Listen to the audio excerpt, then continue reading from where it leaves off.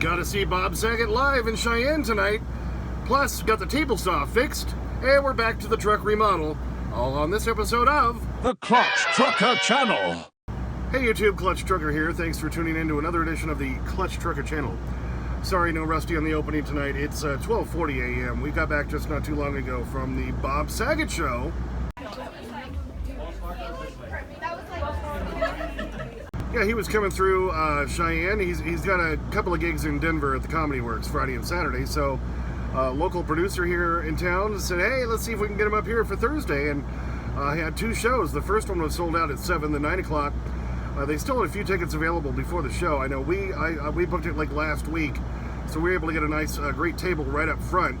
Unfortunately, right next to another table with some real jerks, but you know.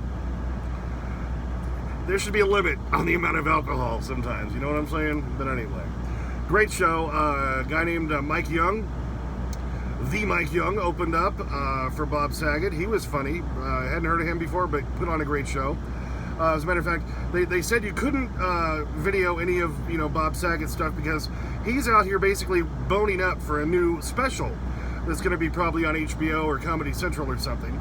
So you couldn't video any of that. But when Mike Young came out, he said, "Yeah, go on ahead and take some video of me if you'd like."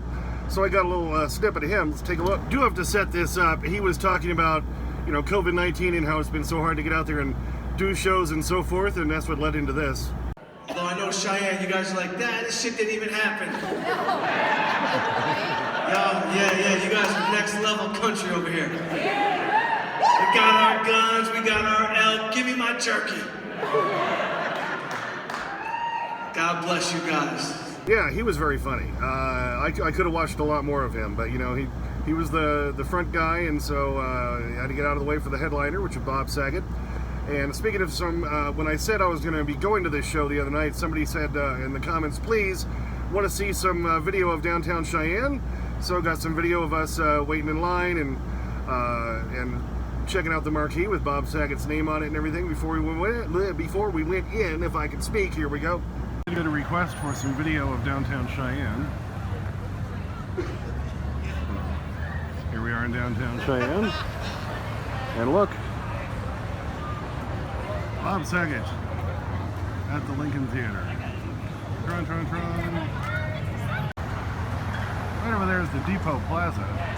Kind of this little, plaza they use for lots of events in downtown Cheyenne. Downtown Cheyenne is actually a pretty cool place. Pre-show video. There's the lovely Samantha, the lovely Mary, and there's Ben, and a little shot of another street here in downtown Cheyenne. These crisscross lights are up year round, aren't they? These ones are. I think the ones on the pole are for Christmas. There's an elk or deer or something.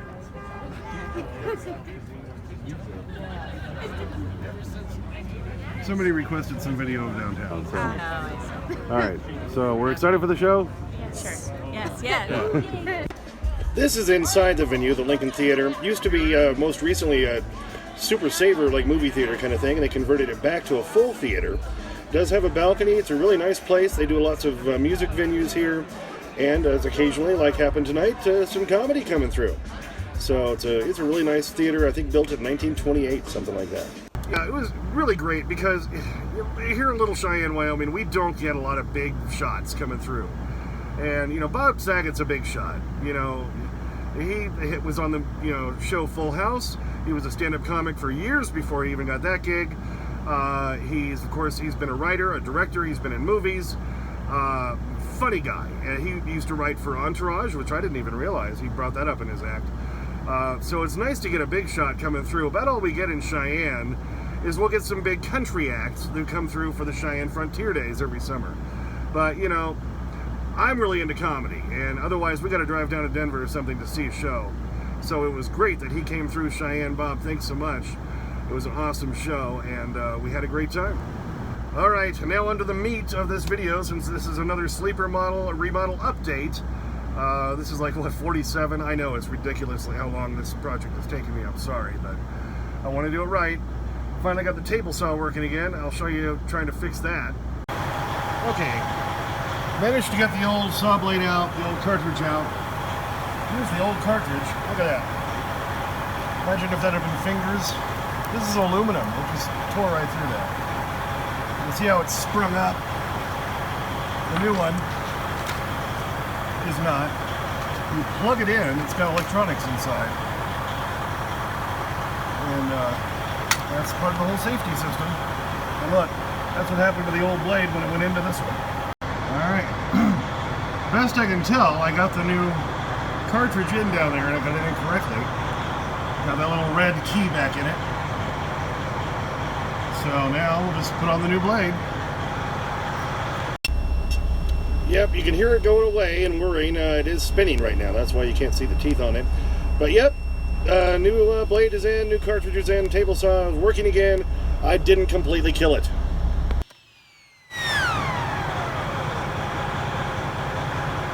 Had to find a bigger plate because this blade's a little bit wider. But one came with it, so we're back in business, baby. Now that we have the table saw running again, I can finally cut the board that's going to sit and create my seating area there back underneath the new bunk going up above. I'm just going to cut the whole main board first, make sure it's going to fit in there right. Then we're going to cut out the hatch area and I can put the hinge on for that, so we'll have access to the APU underneath. So if you remember where we were in the remodel so far, there's the fridge freezer up there on the side, the stairs leading up to the whole upper bunk area, which is now full of junk. And this will be the seating area down here. We'll have the cutout for the APU, so that can be serviced when it needs to be.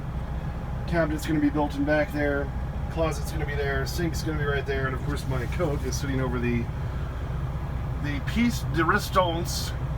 The reason this whole project started is I wanted a damn toilet in the truck. Alright, got the board cut. Still a very large board.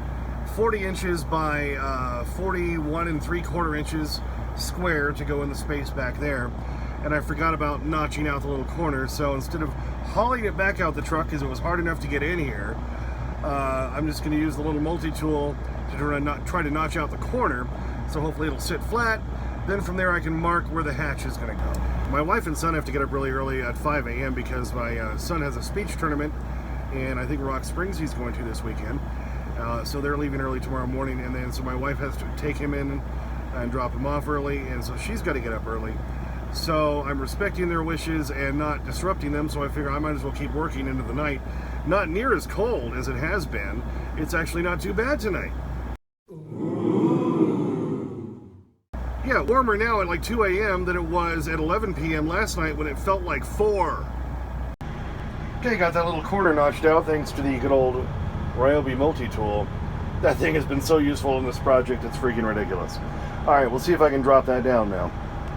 Got it far enough this way, just didn't get far enough that way, so I just used my Talon thumbnail there to mark that in the paint. I've got to go a little further. What's so nice about the multi-tool is how clean you can make these little cuts. Because of course with a table saw or a circular saw, it doesn't come up straight. So it's gonna, you have to notch in further or whatever. You can just do a nice little notch with that multi-tool. It's a beautiful thing. Okay, and you can see the platform fits nicely into place there. Fills that whole area. It is completely supported underneath. I'll be able to grab that front edge to pull up the hatch. You can see that notch I just put in back there to get around the big post. And right on that side of it there, there'll be cushions in here to make my essentially mini couch or seating area. There you go. Let me show you a little trick I did, by the way, while I'm down here. Is the grain on these doors, you see how it's black in the middle? Well, where I had to cut these little panels that stick in front on either side, I just took a Sharpie and filled that in to make it look like that's part of the grain. See on each side?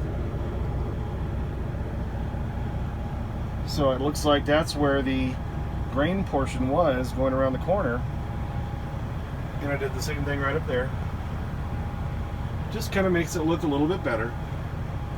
Yeah, Sharpie. Magic marker, baby. More uses than you know. Here I am looking forward. I just wanted to test the deck height because I will have a 4-inch cushion on it right here. And the 4-inch cushion, of course, will still stay below where the fridge and freezer have to open. See, I planned all this ahead. And so this is about the right kind of seating height. I could be up a little bit higher, but the cushion's going to help that. So this is going to work out real nice. After I put this board down, I was looking back from the driver's seat, and look at this. It shows exactly when this board was made. October 25th, 2021 at 5:34. 0534, I would assume, would be 5:34 a.m. Okay, use the multi-tool to cut my little hatch out right there, and a smaller one in back. That's so I can access that area below this deck and behind the APU, because you know, you have so much or so little space in these trucks. You want to use every bit of storage area you possibly have. So I'm just going to put the hinge on. I've got a big hinge. Where is it? Somewhere around here. There it is. Big hinge. It's going to hold that end of it so this hatch can open. Got a smaller one for that back one back there. I'm going to go ahead and put those on. I'm going to screw the boards down to the supports underneath. Get that all done, but I'm not going to show that on the video because it's already 3:30 in the morning. It's going to take me another hour to 2 hours to edit this video down and to post it on YouTube. So we'll catch up tomorrow. Yeah, we've got a later start tonight on doing everything because, of course, we went to go see Bob Saget and Mike Young. Mike Young, I'm going to be following you, buddy. I liked your stuff. I would like to see a lot more. But Bob Saget put on a great show. Mike Young was great as opener. So that was fun to go see down in downtown Cheyenne tonight. And I brought my wife and my daughter and my younger son, so we all enjoyed the show. So if you happen to be watching this, guys, it was great. Loved it. So that's where we'll end the project tonight. I've got those painted boards I did the other night that I put together that are going to jut around the wall behind the driver's seat to enclose the toilet area. I may go ahead and fit those in here and measure another board and paint it tonight, because actually the weather-wise it's not too bad out there. It's, you know, mid-40s compared to the night before where I couldn't even barely get the spray paint to work. Hello, when it was like 4 degrees. Yeah, so take advantage of the weather while you got it. Thanks for tuning in. Please subscribe, please like and comment if you'd like to. I get your comments usually within 24 hours while working on this project. And as always, sniff that magic YouTube fairy dust. Clutch and Rusty and everyone else sleeping inside, out. Where I usually do a movie clip here at the end of the video, that's kind of been my tradition. In honor of the Bob Saget show we got to go see tonight, I'm going to do some vintage Bob Saget. I appreciate you all coming tonight. I got some good news. I just married my girlfriend to 7 years. That's her age. I'm going to jail. No, I'm kidding, of course. I'm nuts over her. She's this tall.